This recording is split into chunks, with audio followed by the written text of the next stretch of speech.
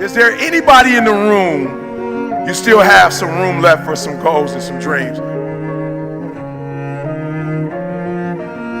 All right, so here's what I want you to do for me. I want you to write that down for me. All right, I want you to write that down for me. All right, now remember, the goal is execute, execute, execute. All right, so here's the challenge that I have. So there are two groups of people walking the earth. Right? You got one group right now. Now both groups have these dreams and these goals. Both groups, from the time that they were young, saw things on television, read things in books. They physically saw people doing things, and it was like, yo, I want to do that. Like, I want that. I remember being a kid, and I used to watch the Brady Bunch. And I used to be like, yo, I want a family like that. I remember watching it. See, my mom had me. She got pregnant at 17 with me. I didn't really start talking to my biological father, like literally having a conversation with my biological father until I was 30. So as a child, because I didn't have that, traditional home, I remember looking at the Brady Bunch going, I remember, Leave It to Beaver. Leave It to Beaver. Like, I just was like, as Cleavers, like, they just had it going on. You know what I'm saying? They never like really argued. You know what I'm saying? Like, they worked everything out. Everybody like had roles and response. It was just, they were great, right? And so I remember growing up, like, yo, one day, like, this is my reality. But one day I'm gonna have a family just like Leave It to Beaver. Like, I remember saying it to myself. And I remember friends, like, they want to drive these kind of cars and live in these type of neighborhoods. I wasn't really thinking about that kind of stuff. I was just like, you know what? Like, one day I just want to have a happy family. Like, I want to come home and I want my kids to like run up to me, Dad. When they get older, I want them to be proud of me. Right? I just had these dreams. I'm gonna put my kids through college. They're not gonna have to pay for college. I'm gonna put them through college. Like, they're gonna go to, these big colleges and whatever. I had dreams.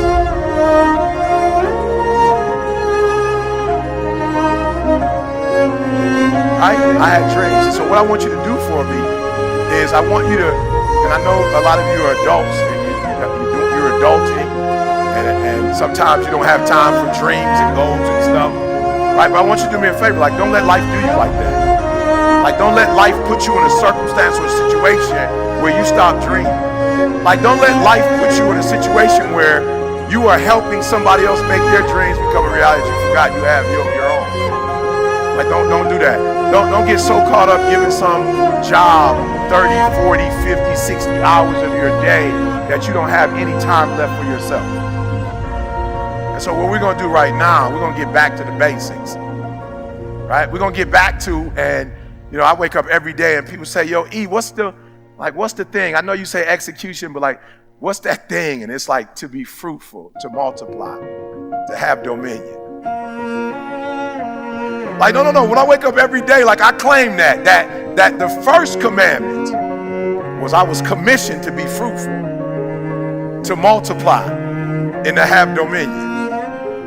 Like, that's what I was commissioned to do. Like, that's the command. And so I want you to write down those dreams and goals that you still have that you have not accomplished. I want you to write them down.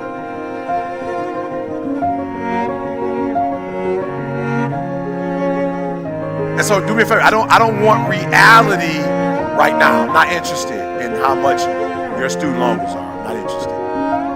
Because your student loans are sucking your dream. I'm not interested right now. And I got a divorce, and right now I just can't. I'm not interested. I'm not interested. Eric, I lost a child and you don't know what it's like to. I'm not interested in your reality right now. I want you to get back to your dreams. I want you to get back to your goals, because no matter what has happened in life, you've got another 30 years, another 40 years, another 50 years. Like, you can't get stuck on, like, you can't let that thing that devastated you in 1989, the thing that devastated you in 1996, 2001, like, you can't wake up every day to 2001. 2001 was a tragedy, yes it was, but you can't stay there. You can't keep waking up to that. You got to wake up to your dreams and go. Look, I always tell people, we all go through pain. Get a reward for yours. We all go through pain. We all go through pain. We all go through something. We all go through our go-through. I wouldn't have time to tell you about all the trauma that I went through in my life. But I just figured since I went through so much trauma, I might as well use the trauma to make all my dreams become a reality.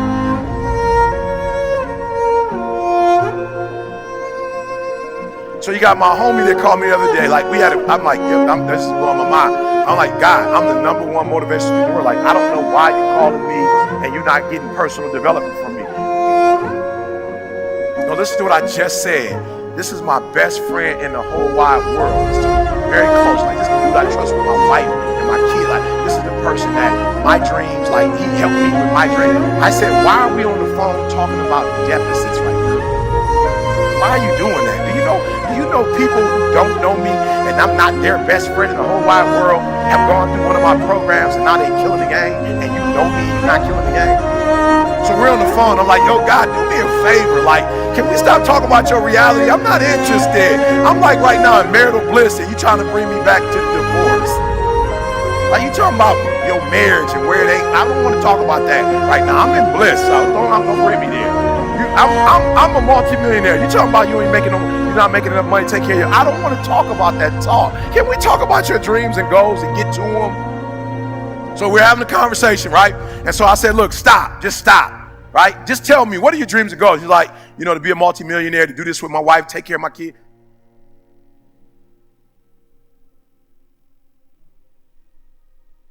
Look, I want you to look at your goals, and I want you to ask yourself this question. Do you know what it takes to make that happen? Like, do you, like literally, like, because this is all it's going to take. 3 things, it's all it's going to take. Do you know what it takes? Look, the only thing it takes to go from where I went to, a homeless, high school dropout, sleeping in abandoned buildings, eating out of trash cans, I went from being a high school dropout, getting a GED, to having a PhD. Listen to me, the only thing it takes is knowing what it takes. So one day I woke up and was like, okay, E, stop talking about what you don't have. You need to know what you don't know so you can get to where you're trying to get to. Listen to me, guys. I'm real simple. The first thing I'm going to ask you, do you know what it takes? That's it. Now, if you know what it takes, that's great. You mark it off.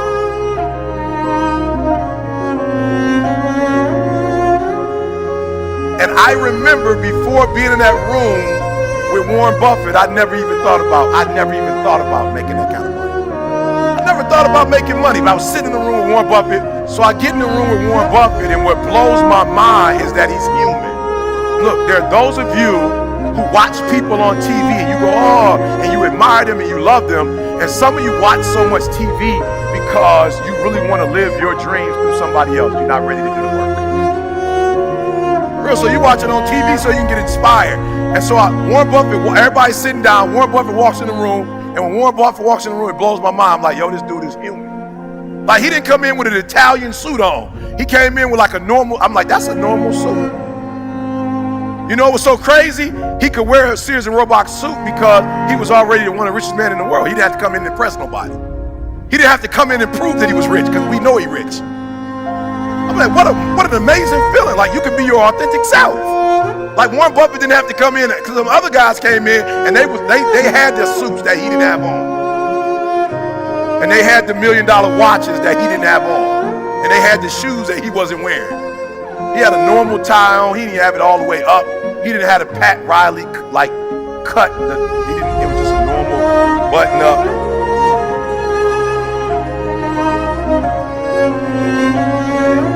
And he came in the room and he's not GQ. So he wasn't trying to act like he came in to give financial advice.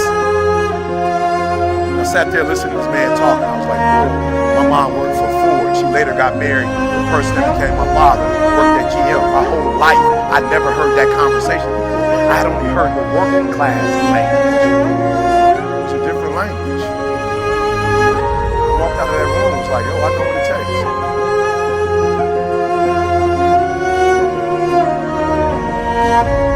So being successful is not who you are, it's what you know. So I need to get a different relationship to knowledge. So you're in this room and we've been here for a few days. We did not come here to be entertained. You did not come here to get pumped up. And I'm telling you, I'm hyped right now. So I'm hyped, but I did not come here just so you can get pumped up or get hyped. You have been given information. You are this close to making every dream you wrote down happen. Why? because you have been taught by the best of the best. You have been taught by the best of the best. You've been taught by people who've been doing this for years. You've been taught by people who love you and care for you.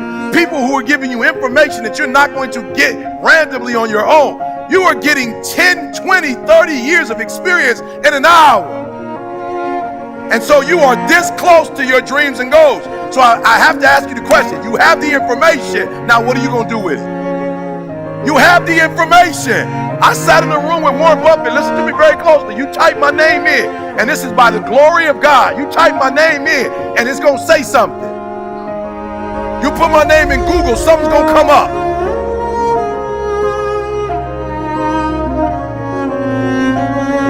I come from working class parents, but when I left that room with Warren Buffett, I became a multimillionaire, and I never had to talk to Warren Buffett ever again.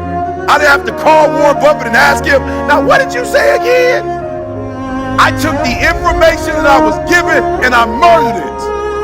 What do you have today that you never had before, and what are you going to do with it? You have enough information right now that if you never got any more information, you have enough to make everything you wrote down become right. Here's the challenge though. The challenge is not what you know. It is not what you've learned today. The challenge is what you knew before today. I'm going to say it slower because it's the simplest thing I'm ever going to say. What you already know is why you are where you are.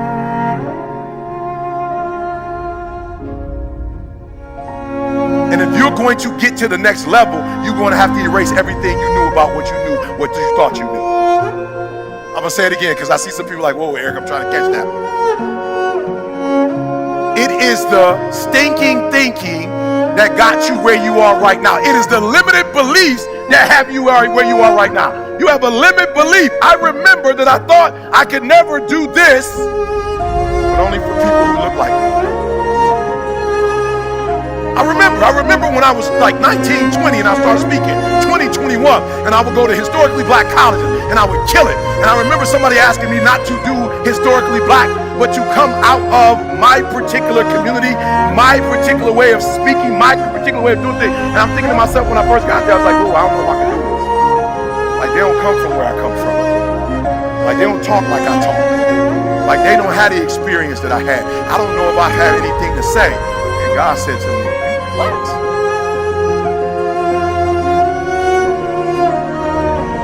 I'll never forget talking to Les Brown and Bob Proctor. Les Brown was like, yo, you the #1 motivational speaker in the world. I wasn't even a number at that time. He said, you the #1 motivational speaker in the world. And I remember, I'm not going to say it out loud, but I remember how the conversation started. I actually named somebody that I thought was #1. And he said, how dare you say their name out loud and say they're #1. You're the #1 motivational speaker in the world. And you better not ever say they're #1. You're #1.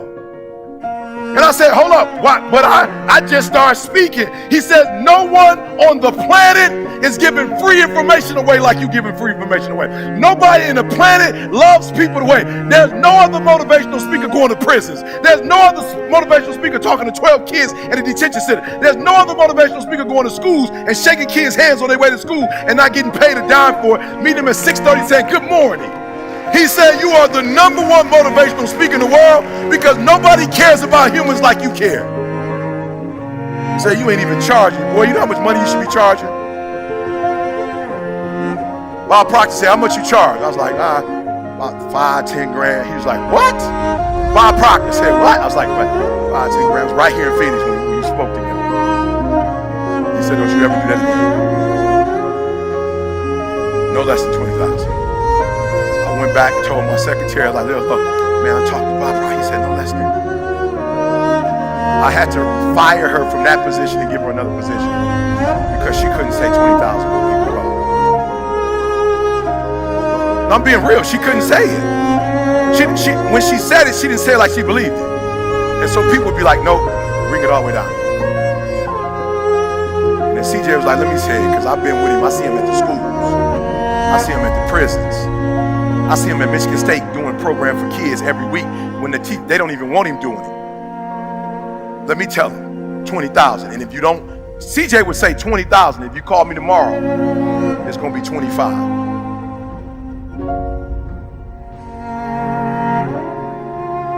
No, you're not hearing what I'm saying. And so I remember I got a couple 20s, went back to Bob Proctor, like Bob Proctor.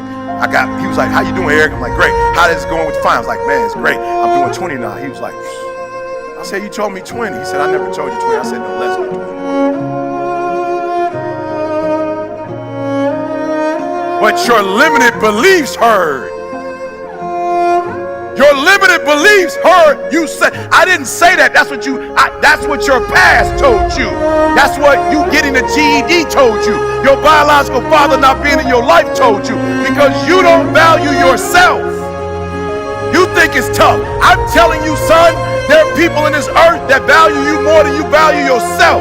They look to you in a way that you don't look to yourself. You will not get what you're supposed to get until you value yourself and you kill all your limited beliefs. So I need you to do me a favor. Just write it down, because you don't have enough paper. But write down your limited beliefs, and when you get home, I need you to address it.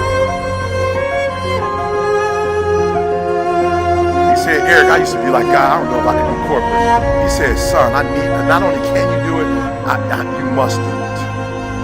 You're going to bring something that nobody else is bringing. And I was like, what do I bring that nobody else is bringing? He said, that message that you think isn't important is so important. And guess what message I was bringing to corporate? I was bringing, so you're a 7-figure earner, but you're not a 7-figure dad.